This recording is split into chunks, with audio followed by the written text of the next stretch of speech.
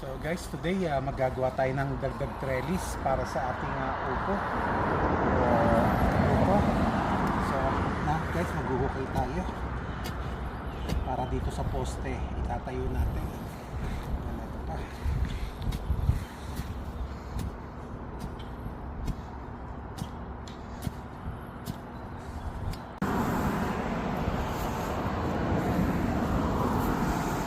So ayan, hinuhukay na. We're digging up the soil and this is what going to cling on our trellis. That's our lupa. So ayan guys, medyo malalim-lalim na, konting lalim pa. So guys, I think that's deep enough. Okay, get me that hole. This will be the one on the bottom. There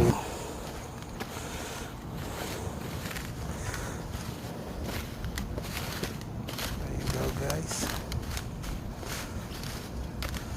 So our lupa will have a trellis to climb on.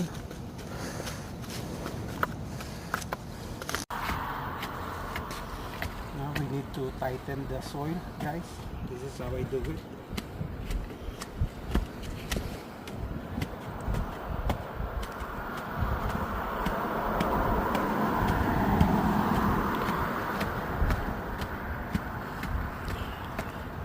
Look at that, guys. Sturdy. Right. Now we're gonna fasten this.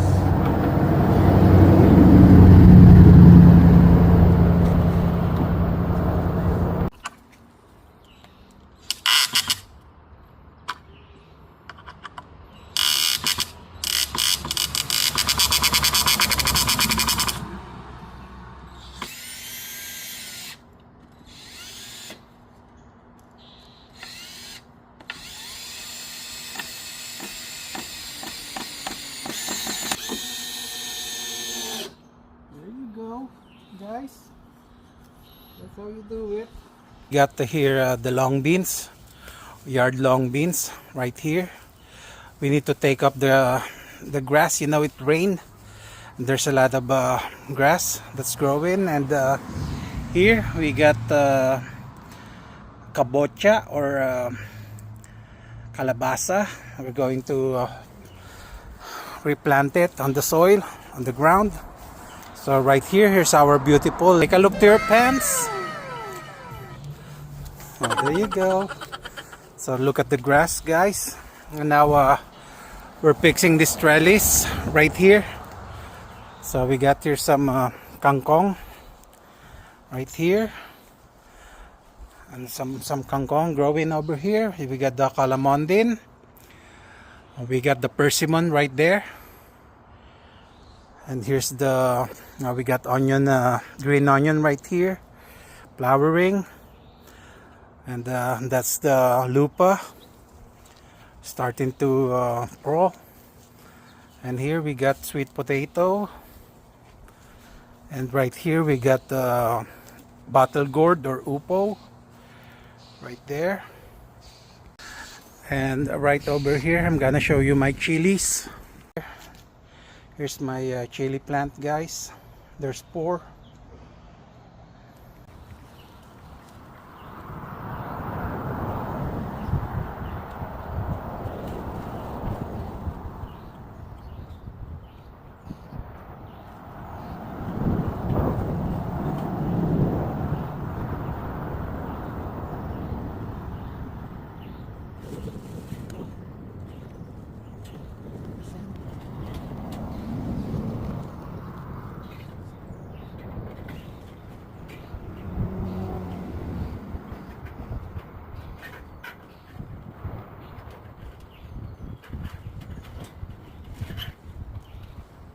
Dito naman natin itatanim yung ating kabocha o kalabasa.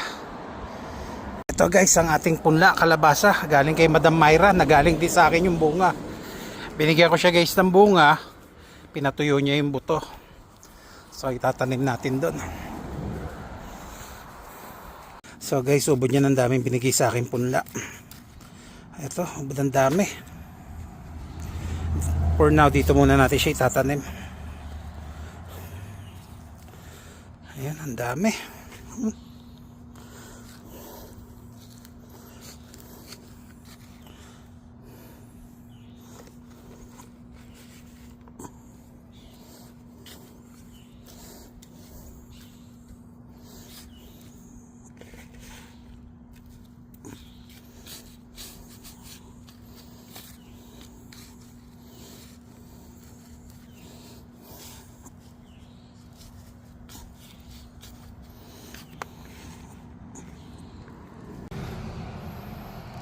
So guys, didiligan na natin yung tinransfer nating kalabasa.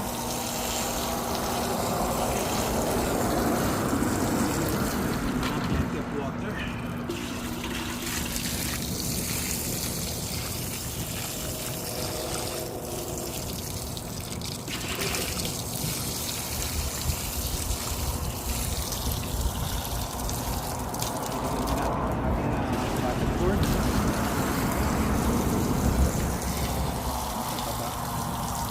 Pinatabaan mo na to guys, kaya ganyan, bigla siya sumika.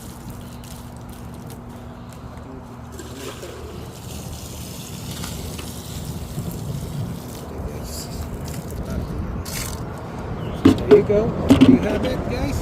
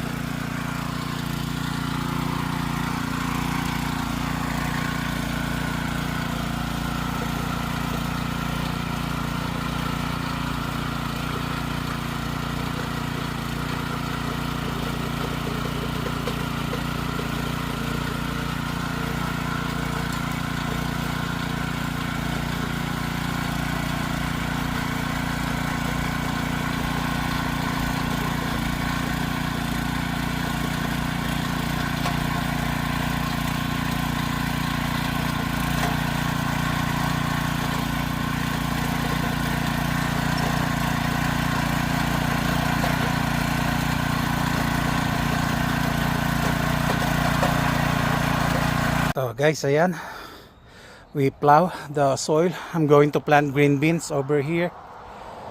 So stay tuned for more of our backyard garden this year 2026. Bye for now.